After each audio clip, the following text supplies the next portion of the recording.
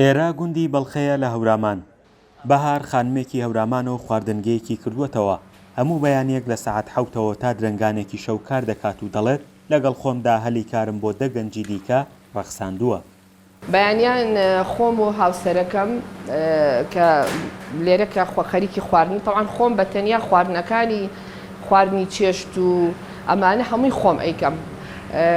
لە سەعات تقریباً ئاوە 7 دەست پێکەین 12 خواردنەکانمان حازرە.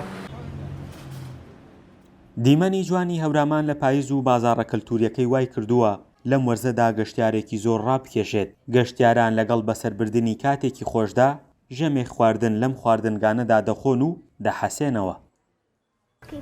ئێمە ئەمڕۆ لە سلێمانی و گەشتمان کردو بەرەو ناوچەی تەوێڵە و دیارە و هەورامان.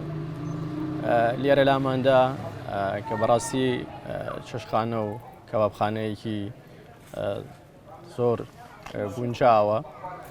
دیارە چێشتخانەیە هی خاتونێکی بەڕێزە لەگەڵ هاوسەرەکەیە. ئێمە ڕێز سڵاومان هەوێ دەستخۆشیان لێەکەی. لە بەڕێوەبردننی خواردنگەکەی بەهاردا هاوسەرەکەی یاریدەدەرێکی سەرەکیە و هونەرمەندیشە. هونەرمەندانی زۆرجار لەم خواردنگەیە کۆ دەبنەوە. هونەرمەندێکی هەورامان چەند بەیتێکی گۆرانی هەورامی پێشکەش کردین.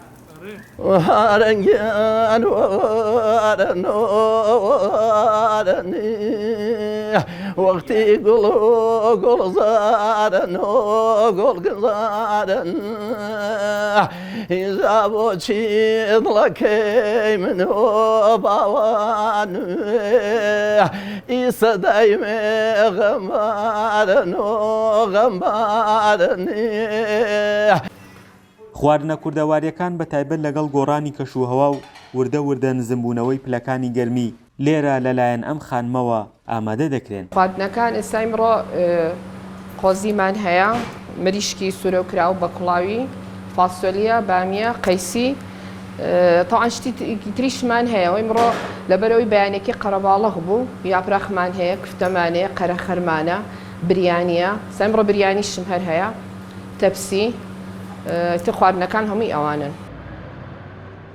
جیاواز لە ساڵانی ڕابردوو بەهۆی پێگەمێژوویەکەی هەورامانەوە تا دێت ژنانی خاوەنکار ڕێژیان لە زیادبووندایە و بەشێکی زۆریش لە شوێنە گەشتیارەکان لە ئێستادا لەلایەن خانمانەوە بەڕێوە دەبرێن. فەرحان هەورامانی، دەنگی ئەمریکا، هەورامان.